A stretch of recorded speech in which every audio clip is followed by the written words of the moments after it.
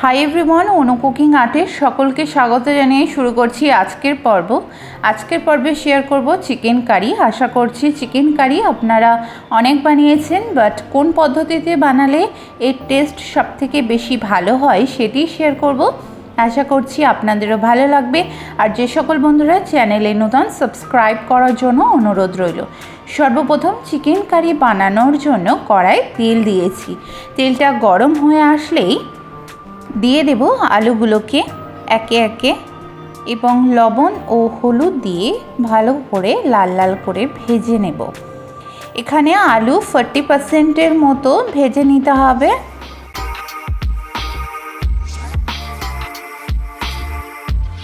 আলুটা এখানে খুব সুন্দরভাবে ভাজা হয়ে গেছে। এবার একটি প্লেটে ট্রান্সফার করে নেব। দেন চিকেন কারি বানানোর জন্য চিকেন নিয়েছি 1 কিলোর মতো। দেখতেই পাচ্ছেন পিসগুলো মিডিয়াম সাইজের আছে। এইবার ম্যারিনেট করব। তার জন্য লাগছে 1 চামচ কাশ্মীরি লঙ্কার গুঁড়ো, 1/2 চামচ গরম মশলা, 1 চামচ জিরা ধনিয়া পাউডার।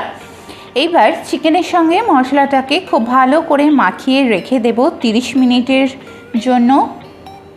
তবে আপনাদের হাতে সময় বেশি থাকলে একটু বেশি সময় রেখে দিতে পারেন। পরে রান্নাটা শুরু করছি। ওই তেলের মধ্যে ফোড়ন দেব। তার জন্য লাগছে একটি তেজপাতা, 2টি শুকনো লঙ্কা, 1/2 চামচ গোটা জিরা, 4টি এলাচ, 2টি লবঙ্গ দিয়ে তেলের মধ্যে একটু নাড়াচাড়া করব এবং খুব সুন্দর স্মেল বার হলেই দিয়ে দেব পেঁয়াজ কুচি ও 10 থেকে 12 কোয়া রসুন। আমার এই পদ্ধতিতে একবার চিকেন কারি বানিয়ে খেয়ে দেখুন। বানানোটা যেমন সিম্পল তেমনি খেতে দুর্দান্ত লাগে। এবার লবণ দিয়ে দেব এবং খুব ভালো করে পেঁয়াজটাকে ভেজে নেব।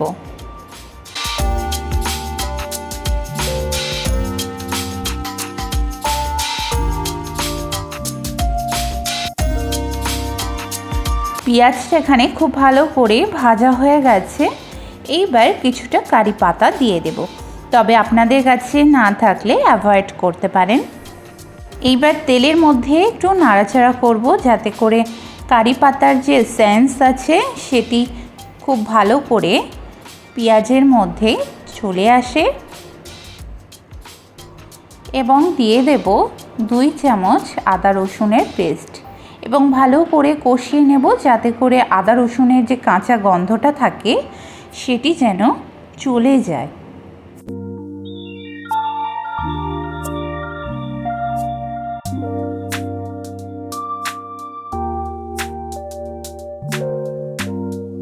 নেক্সট চিকেন কারি বানানোর জন্য কিছু শুকনো মশলা অ্যাড করব। তার জন্য লাগছে 1 চামচ লবণ, 1 চামচ হলুদের গুঁড়ো, 1 চামচ কাশ্মীরি লঙ্কার গুঁড়ো এবং 2 চামচ জিরা ধনিয়া পাউডার দিয়ে দেব এবং অল্প অল্প জল দিয়ে বারে বারে কষিয়ে নেব।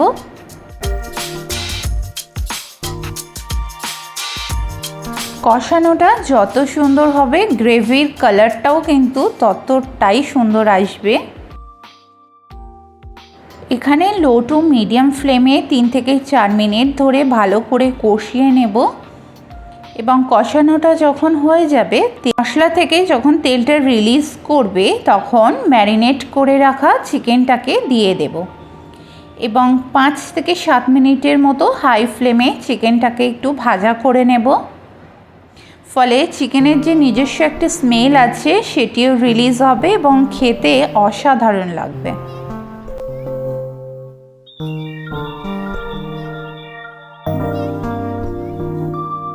চিকেনের কালারটা যখন চেঞ্জ হয়ে যাবে ভাজতে ভাজতে, তখন আগে থেকে ভেজে রাখা আলুগুলোকে দিয়ে দেব এবং 3 থেকে 4 মিনিট আবারও কষিয়ে নেব। আলু, চিকেন এবং মশলা সব একই সঙ্গে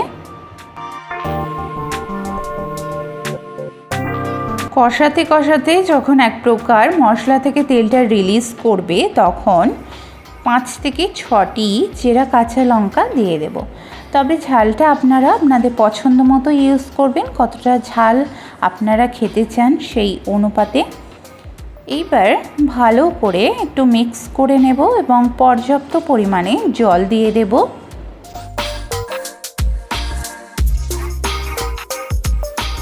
এইবার ভালো করে একটু মিক্স করে নেব, নিয়ে লিড বন্ধ করে 20 মিনিটের মতো কুক করব।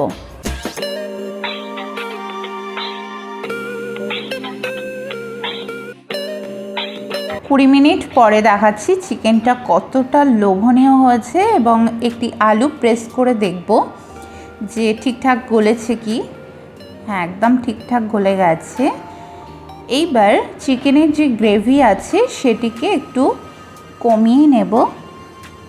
বন্ধুরা দেখতেই পাচ্ছেন চিকেনটা কতটা লোভনীয় হয়েছে। এটি সাদা ভাত, ফ্রাইড রাইস, পোলাও, পরোটা, নান, রুটি ইত্যাদির সঙ্গে অসাধারণ লাগবে। তো বন্ধুরা, ভিডিওটি যদি হেল্পফুল হয়ে থাকে তাহলে প্লিজ একটি লাইক ও কমেন্টের মাধ্যমে আমাকে জানাবেন। রেসিপিটি প্লিজ আপনার রিলেটিভের সঙ্গে শেয়ার করবেন। চ্যানেলে নতুন বন্ধু হয়ে থাকলে প্লিজ সাবস্ক্রাইব করে আমার পাশে থাকবেন। সকলে সুস্থ থাকবেন, ভালো থাকবেন। ধন্যবাদ।